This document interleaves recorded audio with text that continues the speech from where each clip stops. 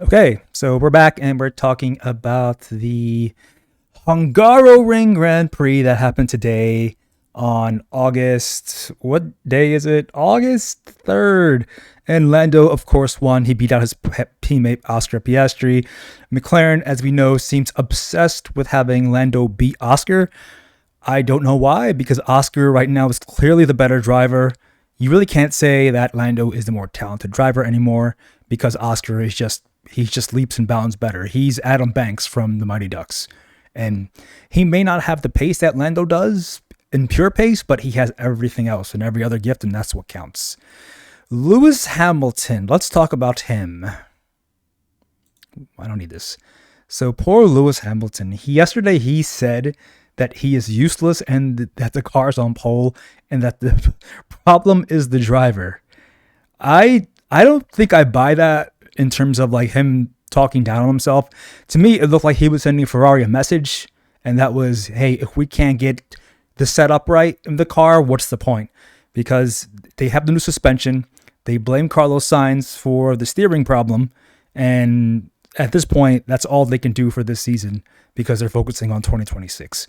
So I don't really think he is talking down on himself. And I think we've seen this from Lewis before when he's blamed himself for things at Mercedes and stuff like that. And he was being facetious.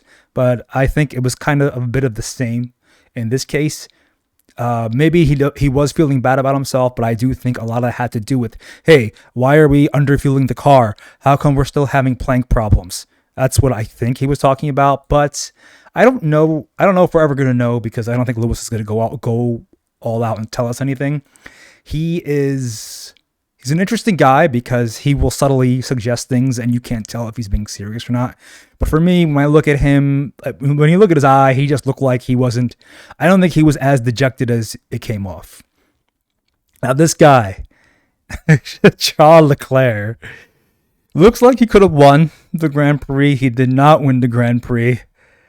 He was mad, and you really can't blame him. I mean, if I was him, I've wasted a good part of my developmental years at Ferrari, and he's in the heart of his prime, and he's wasting it at Ferrari again right now. So I don't know what his plans are, but I can't imagine him staying at Ferrari long term because Ferrari's not going to change.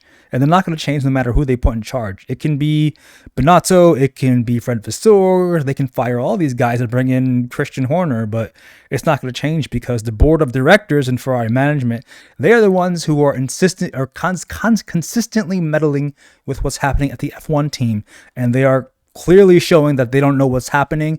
And I think part of the F1 failure of the team is driving sales to other car brands in terms of hypercars. And that's not good for Ferrari. So I'm a little worried about Ferrari's staying power, but more remains to be seen. And that is your F1 3-minute update. Thanks again. We'll talk tomorrow. Bye.